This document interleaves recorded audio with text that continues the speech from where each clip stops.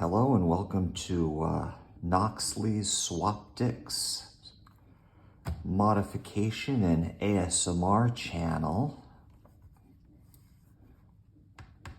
All right, enough of that. So there's this one secret that I'm going to teach you that drives the battle company guys crazy. And that's the battery modification that everybody's asking me about. All right, so here goes. Here's the SwapTX. I've already pulled it apart to show you how this is done, so we're not going to waste any more time there. The key here is modifying a couple of pieces, and this is the first piece you're going to go ahead and modify. This is the battery holder. What I've done is I've cut all of the little ridges out of here. I've also cut the little bracket here that sticks out, got rid of all of the cable and wiring connectors here. I've also cut this part down here. And the way I cut this is I use some of these flush cutters. It's super helpful. In fact, I've got a little edge right here that's sticking up a little bit further than I want it to, so I'm gonna give you an example of how I do this. You just get it and just snap it off like that. Super easy. For these ones on the side, I just cut them flush against the side, and then you just bend them and they just snap right off. Super, super easy. And then for the little parts that are against the back, you just grab them with a pair of pliers and pop them out. And just make that as smooth as possible. So you open that all up to make maximum room in here. Inside the tagger, I'm using the bigger batteries. I'm not using the 18650. I'm using the 27 something something something, which are a much bigger battery than the 18650. Now the cool thing is that you can use the standard BRX batteries for this. They're the same connectors, as long as you've used the same connectors. So they work the same, the amount of power is the same. I think it's 7 point some odd volts. So it works perfectly. I just like to make my own because I use my 5,000 milliamp beasts. They last a lot longer, and I'd probably charge these once every, I don't know, many hours. So what you do is you have to open up the back of the battery compartment in order to make this fit in there with the handle, with the battery cover like that. So that's the big difference. You also have to get rid of some of the, there are some supports. There's a screw. There's like a little pillar that goes through here that holds it together for a screw. And you have to get rid of that as well. And I've just covered it with some white electrical tape. It's not the end of the world. It doesn't really split. It's held together enough that it's not going to cause a lot of troubles. All right, on the inside. When you open it, you'll see that there are two little pins, one at the top, one at the bottom, that connect the top and the bottom of the battery holder. You just pull those out of there, you cut those off, and I've replaced those with the male end of the battery connector, and so that these can just click together like that. So those two little cables, clip them off, add this connector instead to connect to the battery. Then in order to charge it in the tagger, I added the little plug here, and that plugs right into line with the cable as well. You can see that they're just connected. There's no special connection. It's just in line with these solderless shrink wrap connector things. Those make life really easy. While I'm in here, I do a couple of other mods. I add a little bit of foam under the vibrating motor because sometimes that starts to get a little buzzy. So you just get a little piece of cheap foam and stick it in there to keep that from buzzing. I also take the sensor and light cover out, these things. These tend to pop in really easily. So while you have it open, I just hot glue those in so that those don't pop in.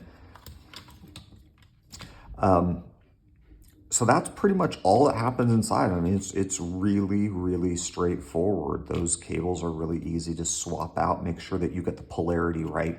I bought the wrong connector here, so you can see I have red going into black and black going into red, only because these are backwards. Once you figure it out, make sure it's right. It's all fine. So that's the tagger. When you put it back together, be really careful. These things have springs on them. They want to go flying everywhere. So when you put it back together, it's usually the battery release piece. This thing likes to go, actually the spring here likes to go flying. So keep track of those. They will go flying. You'll also lose this a lot. Oh, by the way, to the people who were talking to me about crazy glue, this is the little one that gets really badly fogged up if you use crazy glue on any of your other modifications. This one gets fogged up and then it's a pain to have to clean off. So no crazy glue. All right, so that's the tagger. You slap that in there. I use a little piece of foam in there to keep this from rattling around. That's it, pretty basic. All right, headset.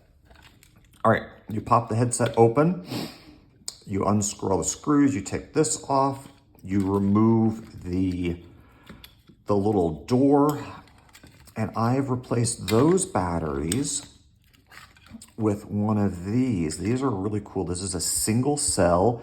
It's a 2000 milliamp hour. It's made by Maker Focus, 3.7 volts, works perfectly, great size. I've never had these run out, ever. So I could run multiple games on these. They just go on forever and ever. What I do here is same thing. You just get the power connectors that were connected through here. I swap them out for the male version that connects to this thing. You connect them on there, you're good to go. I use nail clippers to clip off the little bumps that are in here so the battery can sit in there without any issues. Super easy, slap it back together. Only thing I haven't done here is made a little plug for charging this inside of here. I haven't gotten around to doing that yet. I'm coming up with a couple of other solutions that might preclude that completely. But for now, I do have to open this and take this out. And how I charge this is I use a RC car battery charger with a special little connector. This is made by Hobby Fly. What this does is this will charge up to a 6S battery. That means a 6-cell battery. This is a single cell. This is a 1S. And what this does is this will break out those 6 cells so that you can do single cell batteries, and you can get a whole line of 6 of them on here. So I'll pull all of these out and I can charge 6 of them on here at a time. And this will make sure that they're all charged up to the right amount and that they're balanced charge, even though they're not connected to each other, so balance doesn't really matter. And you can get these with 2 of these on here. It makes it really easy. I can charge 12 at a time, which gets through these really quickly. So that's how I charge these. For the tagger, since we're using a BRX compatible battery, you can use your BRX chargers. So all of these have the same end that I chose to put in here, and you just plug it right in there to charge it. And then you track it with the little light that's on the little charging block. I went a step further, which is the skins that I made. So I'm gonna do this without crushing this a little snug. For the skins that I've made, I left a little cutout on the bottom, so when I have these lined up in the case, all stacked in here, I can charge them right in the case. And I never have to take them out, never have to take them out of the skin or anything, which makes it super, super handy. So that is the battery mod. Pretty straightforward. It is a lot of work because you have to connect a lot of different things. You have to fish these through all the right places. You have to cut little things open here and there. But once it's done, you never have to open it ever again. I just leave the skins on here. Like I never have to take these skins off again because it charges in the tagger. So